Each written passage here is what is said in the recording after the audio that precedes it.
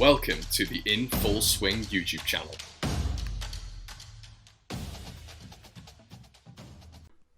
Hello everybody and welcome back to the In Full Swing podcast channel, whatever you want to call it. And we're back here with Max. How are you doing, Max? I'm alright, mate. How are you? Yeah, not too bad. Max, if you don't know, I don't know how you don't know, but is the producer, editor and creator of the Villa on Tour YouTube channel. If you haven't, go check it out. The link will be in the description below. But Max does some fantastic things on that channel. And we're here to talk to him about Leeds United and how Leeds can avoid getting relegated. Max has agreed to come on the channel after, there's been a bit of I don't know how to describe it, Max. Bit of rivalry between Leeds and Villa this year. I don't know, mate. What do you think? I don't know. It's a bit of a funny one, really, because obviously there's no local rivalry or anything like that. But it's just because we were in the Championship last year, and we all know what happened at Ellen Road and that whole thing kicking off. And because we were like the giants of the Championship, it was just like going at it like hammer and tongs. And then you lot bottled it, and we got promoted. So there was always going to be us like giving it big. But now you lot have got promoted. We're both in the same league, luckily. So there is, a little bit of a rivalry there. We're similar clubs, but yeah, it's all fun and games. It's all fun and games. I think as well, me and you were speaking off air, mate, and I think a lot of people, as you've just said, everyone hates Leeds off air, and I think it's the same with Villa as well. I think a lot of people love to hate you, so I think that's something we've got in common, isn't it? Yeah, absolutely. I think especially what happened with Villa as well, because everyone seems to be talking about the Sheffield United ball over the line that kept us up. I mean, it didn't, because it's a 38-game season, let's be honest. Yeah, we got away with one there, but yeah, people keep on saying, oh, that's the only reason you stayed up, and then Villa fans are giving it back. So it's all a bit of a laugh, all a bit of a joke, but we're both hated and we absolutely love it. You've got to do, mate. You've got to embrace it. So, to be honest, Max, this is probably where I'll start, mate. Obviously, that step up, that incredible run you went on from about Christmas onwards, I think I watched your video, and me and you were chatting after Leeds beat you down there 3-2. And then after that, I think Grealish came back. It's all started working. It clicked together. I think you won about 14 on the bounce. So what has sort of the Premier League campaign been like, and how tough has it been? Tough, very tough. Like you said, in the Championship season where we got promoted, I think from New Year we were poor, and then it got to about March, I think. Like you said, Grealish came back, and we went on a ridiculous run. And I think when we started on that run, we were 13th. It looked like, another season doing nothing in the Championship, and we'll have to go again next season. We'll probably lose the likes of Abraham, Grealish, and then we'll really struggle. But luckily, out of nowhere, we went on a ridiculous run. And the owners sort of said, we got promoted a year early because there was a 2-year plan or whatever. But we got promoted. We signed 13 players, which we've got a lot to stick for, spending 140, whatever it was, million. But we had to, because like I said, the loan players, Abraham and Twanzebe, the older players, Jedinak, Whelan, we had to replace them. And I know it sounds like a lot of money, but when you're spending £140 million on 13 players, that's 10 million a player. That's not a lot when you're in the Premier League. That's not going to get you properly good Premier League experience or players that are up to that quality. So I think we were a little bit naive going into the season. People were saying, let's solidify, go for mid-table straight away. But me personally, I know it's easy to say now, but I was like, look, let's go 17th just to survive. No matter how we do it, just survive, and then we can progress and push on.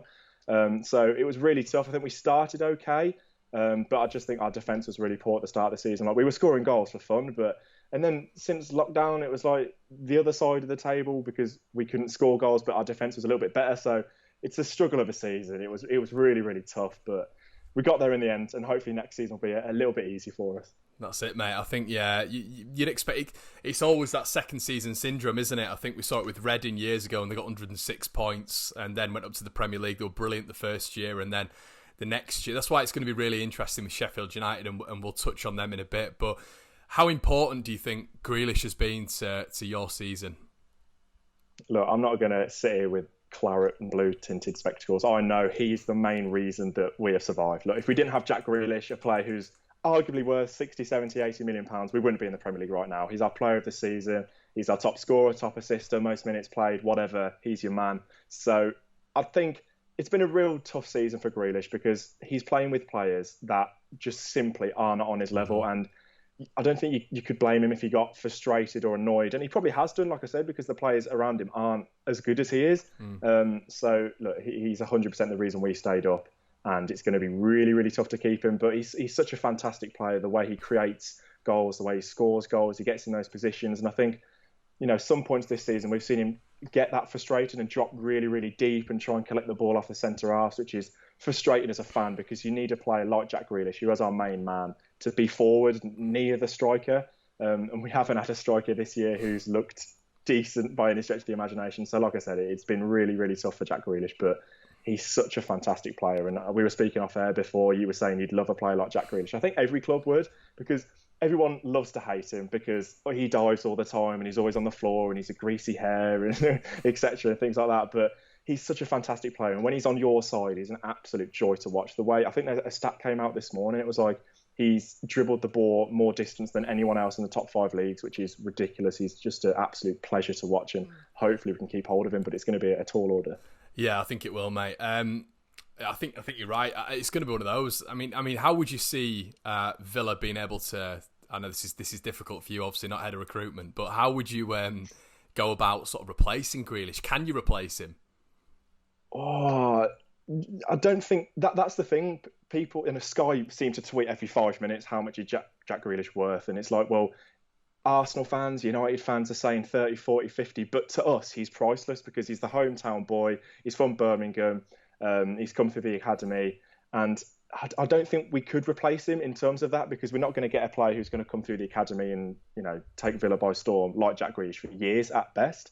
So it's going to be so tough. And if we do sell him, are we going to recruit as well, invest that money properly and get players who can fill that hole? People talking about Eze from QPR and Cantwell from Norwich, but they're simply not on Grealish's level by any stretch of the imagination. So that's going to be so tough. But I think before lockdown, before COVID-19, I think even if we had stayed up, that would have been him gone because, Man United were interested. But now I just don't know because we're going to invest again. We know that the owners, I think it is up to the owners because they've slapped this £80 million fee on him.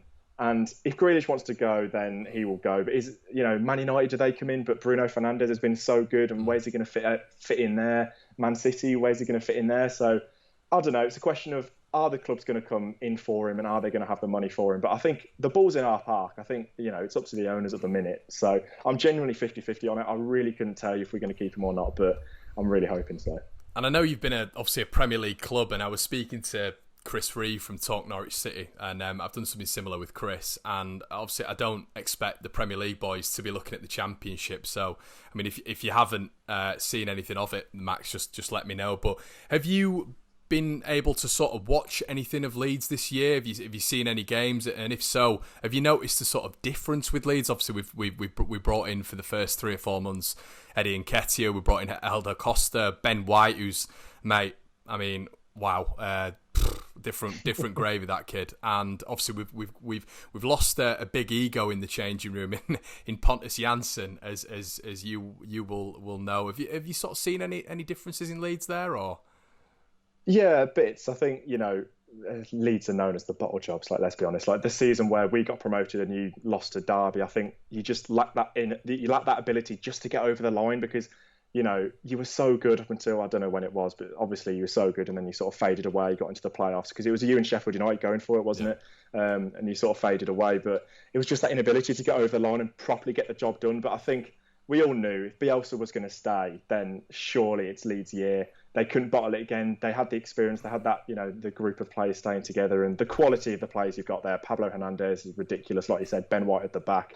You had that squad there. And I think with a second season of them all gelling together, it was written in the stars, and 16 years has been a long, long time, but fair play to you. I haven't watched a lot of, sat down and watched 90 minutes of Leeds because I haven't been too interested in the Championship. My stress levels have been enough in the Premier League to sit down and watch Quest on a Saturday night. Do you know what I mean? That's why I can't wait to get to the Premier League. I can't wait to get to the Premier League to get rid of Quest. Literally, that's the only reason I didn't want to get relegated. Just Quest, no chance.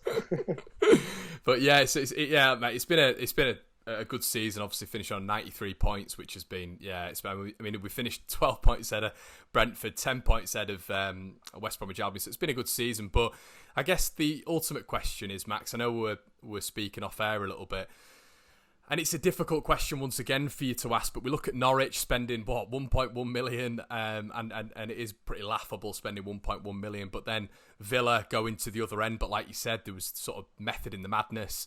And then you've got the ideal really in Sheffield United, who brought in a lot of players, but seem to do it on a decent budget, but have also managed to keep the strength at the back and the philosophies and the values. And has teams like Norwich and Villa a little bit jealous of how Sheffield United have done it? Well, yeah, 100%, because what did they finish? 8th or 9th or something? Yeah. That's beyond what every promoted team is aiming for, let's be honest. And I think, like you said there, Norwich spending minimal amounts, and then Villa, the other end of the spectrum, spending ridiculous amounts because we had to. I think there's got to be somewhere in between where you've got to go for. How much have Leeds got to spend? Like, is there a certain figure that we've got? I think. Well, there's rumours, Max, of the PSG owners being behind Radrizzani and coming in. That's the rumour right now. I don't know whether or not we have to sustain 1 year in the Premier League and then they properly come in. But I think we're looking to spend good, but it's the cream of the crop in the Championship, really. I think transfer wise. Yeah, absolutely. I think we've all seen the links with Cavani. Like, how realistic that is, I don't know. But, I think, yeah, like I said, there's got to be a sort of medium there that you've got to find. But I think the most important thing that I found looking at Villa and how we went about it is you've got to keep a bit of continuity there. You've got to keep some of the spine of the team that have got you promoted. You have to keep them, because we got a new centre-back pairing. We got another striker. We got a brand new striker, a brand new midfield. And that is just never going to work on paper, is it really? Because you got a whole bunch of players, different nationalities, different languages. Some of them don't speak English, and you put them all together, and it's never going to go well. And that's why I think Dean Smith deserves massive credit for somehow keeping us in the Premier League. So I think you've got to keep the spine of the team there. You've just got to add. That's what I think Villa should do this transfer window as well as Leeds getting promoted. You've got to just add little bits of quality around the park that will keep you up first season. And if you keep on doing that every transfer window, just, 1 or 2 players in the side, getting that, decent squad as well, not just the first team. That's what you've got to be looking at. So I don't think doing what we did and signing 13 players is the way to go. I think you've just got to get that bits of quality in the sides and just hope you can stay up and then just progress from there. What have you found most difficult about this year? Oh, yeah, I think it's the players gelling, and I think especially defensively with us, I think we've conceded way too many goals. And I think, and up until the last couple of weeks when Norwich just completely went off the rails, we'd conceded the most in the league. And for a team that had struggled to score in lockdown, that's a recipe for disaster, let's be honest. Like, how we weren't, we were 7 points adrift, you know what I mean? So it just shows how incredible the job Dean Smith did in the last 4 games was. But yeah, definitely conceding goals in the Premier League as well. You've got to have, 10, 15, 20 goal striker, because scoring goals is what's going to keep you up. You look at Southampton, I think they conceded a similar level to us just about, but it's just Danny Ings, and that's what you've got to get. You've got to get that quality number 9 to score your goals. So definitely conceding goals for us. It's a funny one, because people talk about what Villa need to do in the summer transfer window, and we don't talk about the defence. I think we focus on we need to get a goal scorer, which is a little bit weird because we have conceded so many goals. But I think since lockdown, that 3 months off gave Dean Smith a little bit of focus to sort out the defence. And I think we have done a little bit. Don't get me wrong, I still think there's improvements to be made. But definitely, I know it's the obvious answer, but stop conceding goals and get a goal scorer, and that's 100% what any promoted team has to do. No, I think I agree, mate. And I spoke on a video the other day. I don't know if you agree with this, but shoring up defensively, I think, is more important than shoring up the attack. And don't get me wrong, you always want a Danny Ings, of course, you're a Vardy or whatever, but if you can, and that's what I see with Sheffield United, obviously, that they go forward and they're decent going forward, but they're nowhere near as good for me as they are going forward, as they are at the back. Do you think that's right? Yeah, I think you look at, I did a Premier League predictions video before this season. I think a lot of people would have put Sheffield United bottom, simply because of, I think in terms of the strikers they brought in, it was Ollie McBurney from the Championship, it was Moussa from Bournemouth, who hadn't scored a goal in about 3 years. And you can't blame me for looking at that and thinking, how are they going to score their goals? But I just think you've got to give them massive credit, because defensively, in the way they play 3 at the back with the outside centre-backs going forward, and it's a system that we haven't seen for a while, and ever, I don't think, and that's why Sheffield United have done so well. So they've got a system defensively that works 100% for them, and getting their strikers firing, fair play, because you've got a Championship striker and a Premier League striker who hadn't scored for ages. So fair play to what Chris Wilder does. For me, he's the manager of the season. I know Jurgen Klopp is, fair play to what Liverpool have done, but I think he gets the credit for me, Chris Wilder. But definitely, I agree with you. I do agree with you there. Defensively is more important than goal scoring. Do you think there's an issue with, and fans are naturally going to get excited, I've seen you on Twitter as well, you get excited, I get excited, we all get excited, but do you think there's a danger with clubs like Leeds and Villa going up and having sort of a bit of a sense of entitlement and maybe expecting more than we might get, if that makes sense? Yeah, I think especially like you said with Leeds and Villa, big clubs that aren't necessarily where us as fans feel they should be. You've got the likes of, now I don't mean to be harsh with these clubs because they deserve to be, where they are, but before this season, Watford, Bournemouth, Brighton, teams like that in the Premier League, even Leicester City coming out of nowhere and doing so well. There is a sense of entitlement there, and I think we'll be the first to admit that. But look, we're here for a reason. Like there is a reason why Villa went down into the Championship. It's because we've been mismanaged massively. But I think if you do get the right owners in, and Villa look like they're on their way back to where they should be in terms of the owners and the management, I think Leeds are in a similar boat as well. So I think we're on the way back to an extent. I think we're both going in the right direction. But yeah, there's a sense of entitlement. But we're both big clubs. That's the way it is, and we love it. Yeah, yeah. When I was speaking to Chris, the Norwich fan, I was, he was telling me to calm down a little bit, but I was just like, well, you can't help it, can you? But Bielsa in the Premier League, Max, what are your thoughts on that? Oh, I can't wait to see it. It's just, we have these managers that, at the top of the Premier League, the Klopps, the Guardiolas, even the Artetas and Lampards coming in. They're exciting to watch. And I think Bielsa isn't the most animated like he is. Well, I mean, he can be, but he's not the most animated like your Klopps or whatever. I just think he's so clever and, he's got this really, really good reputation and deservedly right because he's a fantastic manager. And we were all surprised when he went to Leeds in the Championship, and we all knew if he can get them up in 2 years, he will be a joy to watch in the Premier League. And to be honest with you, mate, I cannot wait to see him there. I'm not the biggest fan of Leeds, but I'd love to see them succeed because they are a big club, and I'd rather they stayed in the Premier League than the likes of the clubs I just mentioned. Because if I'm a fan going to a game, I'd rather play Leeds away than go to Watford or something. So look, I wish you all the best. I'm looking forward to seeing Bielsa in the Premier League. I can't wait to see the recruitment because some of the names that we've seen Leeds are looking at is incredible. So I'm looking forward to it, mate. I'm really looking forward to it. Because I think like you've just said, mate, recruitment's clearly key. And I think, obviously we're titling this video and it's going to be, how can Leeds stay up this year? And it is recruitment. I get that from you 100%. And do you think, obviously we talk about the passing style of football, and obviously Norwich were brilliant last year, as we'll know, they ran away with it. Obviously I think they won the last game of the season at Villa, didn't they, 2-1, when they were on the beach as well. I mean, that's just how good they were just battering teams.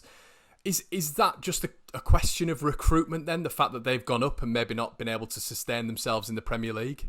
Yeah, it's a funny one because you look at Fulham as well. Last year, I think when they got promoted, they were a fantastically brilliant passing side under Jukanovic, and they tried to take that style into the Premier League. And I think to an extent, you've got to keep that passing football, that mentality, try and play that football, but you're not going to come 16th, 17th playing that side of football because if you're going to have less of the ball against the likes of Liverpool, Man City, these top sides, you're not going to win games like that playing football like that. So obviously there's got to be an extent of you playing nice football, but when you don't have the ball, you've got to have a nasty streak in you. For example, Stoke for a couple of years, they played ugly football. I'm not slagging them off because they did well. Burnley as well, they know how to get results. They know how to. I think you've got to know how to play nice football when you're playing against the side sort of around you and know how to score goals. But then again, you've got to have a different side of you and learn how to lump the ball forward and just sort of shithouse a result, if you know what I mean, and just grind games out. So I think Villa learned how to do that a little bit towards the end of the season. And I think for Leeds as well, obviously in the Championship, most of the ball in pretty much all of your games. So you've got to, like I said, take that into a lot of games. But then again, you've got to find a way of just sort of grinding games out. You've got to have different ways of winning. That's what I'm trying to say. I know this is obvious, but how different is the quality level? Yeah, very much so. Like I said, when Villa sort of in our promotion season, even in like March, we were mid-table. So the sort of out of nowhere, the run that we went on, it was fantastic. But going into the Premier League, like it's a different level. Our first game was Tottenham away, and that sort of put it into perspective. Like in this massive stadium, no flashing lights, whatever. It was just just ridiculous. And I don't think especially this season, the sides around Villa haven't been that great at all. I think the quality of sides in the bottom 5 or 6 isn't that great. I think the top sides 100%, don't get me wrong, they are a different level, different planet. But the sides around you, I just think look how bad Villa have been all season, and we stayed up. And, that's what you've got to look at. I think if you can beat the sides around you, come 15th, 16th, you'll be okay, because I don't know, next season it's going to be a different story with the quality of sides, near the bottom of the table, because Leeds look like they're going to recruit well and looking, good to go and do something. West Bromwich Albion don't look like they're going to spend a lot of money, but you never know. So, yeah, it's going to be a tough one, but especially the sides around you, the quality isn't that different to the top of the Championship. I won't lie to you, mate. So, yeah, it's going to be tough, but you've just got to try and grind out the bigger games and sort of beat the sides around you. Is that the mentality then, Max? Because obviously, when we went down from the Premier League back in the prehistoric times, when we went down, it was a case of, I think, 2001, 2002, we were obviously Champions League, and then 3-4 it started going down, but then we were relegated. So pretty quickly, we dropped from grace, really.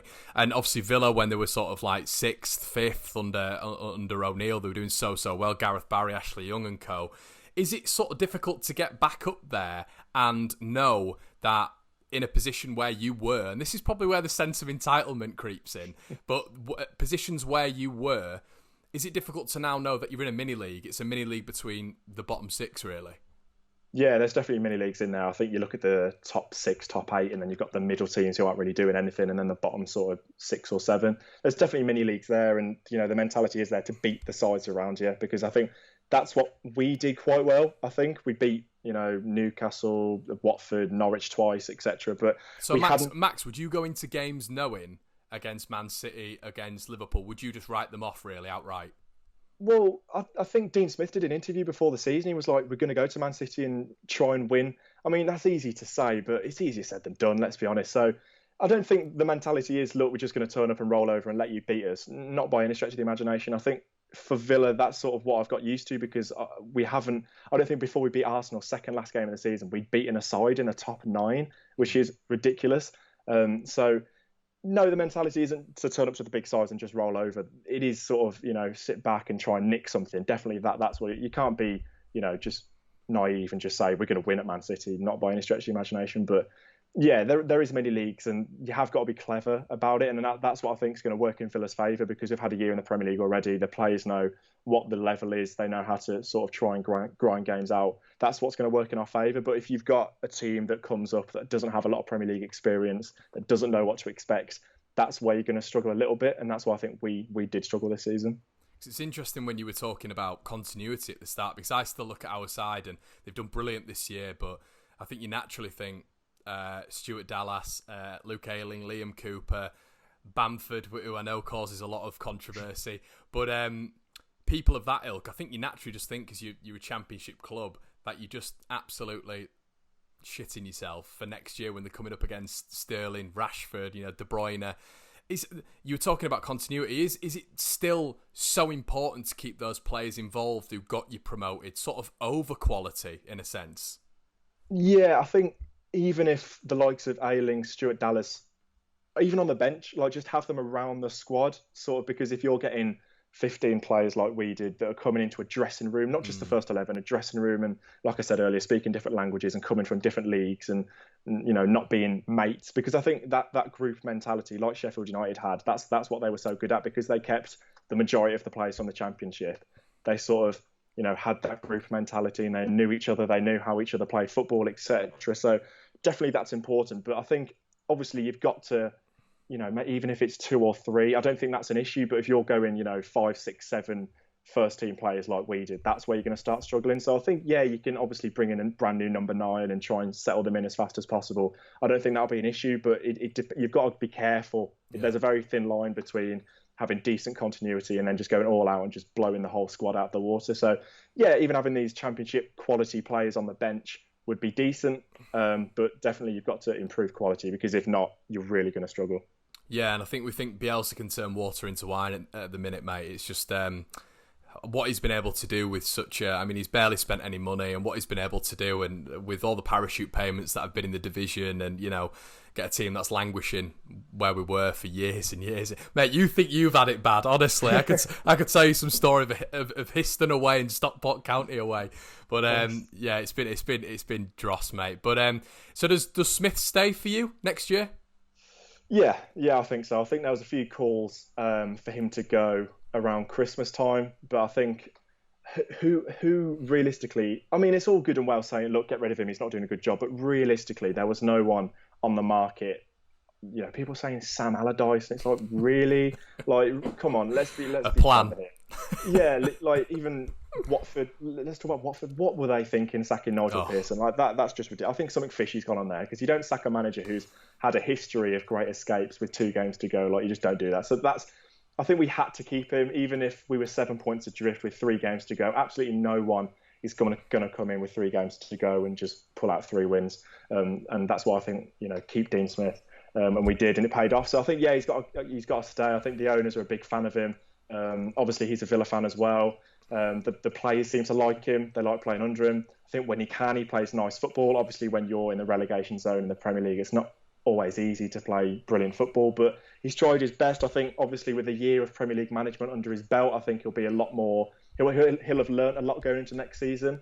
And I think we've just sacked our sporting director as well, he got a lot of stick because of our recruitment, and he was getting a lot of players from Belgium and Spain that no one had ever heard of.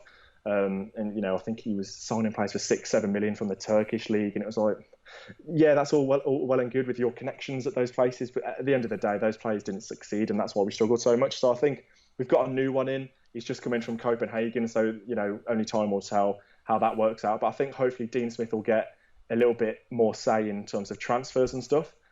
Because I think you can clearly tell which were Dean Smith transfers. You look at Ezri Konsa from Brentford. He'd worked with him before. He tried to get Neil Maupay in, who I know you lot like. It's my favourite, mate. My favourite. So, I think he'll have a little bit more hand in transfers and stuff like that. But, 100% the man for me. Even if he went down, I would have kept him. I think he signed a 4-year contract at the start of this season or something. So he's definitely going to stay, and I'm right behind him. Terry, Max, do you have to keep hold of him?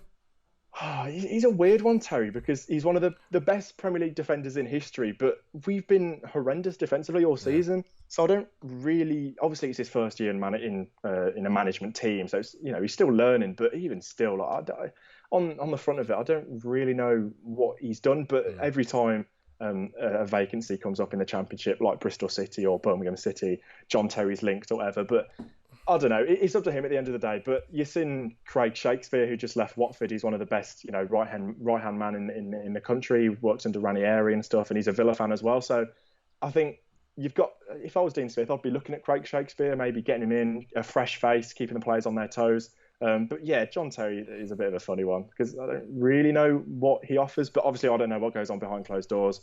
He might be a fantastic person in training. I don't know, but. It's a strange one, John Terry, but I'd probably keep him. Maybe add to the backroom staff just to keep an element of freshness in the squad. And obviously, let's let Brentford or Fulham going up. Let's probably say, this is bad. But in fact, no, we'll say Brentford or Fulham, because if I say just Brentford, then I'm going to get pelters for that. But who can you see struggling? And this is a difficult question, Max, because no one's signed anyone yet, really. But who could, just from philosophies now, from teams now, who can you see sort of struggling, and who can you see sort of getting out of it again? Do you think Villa will be anywhere near there again next season? Sheffield United? I think Sheffield United will have a more difficult season, like we touched on earlier, second season syndrome. Maybe clubs would have worked out how to stop Sheffield United being so effective.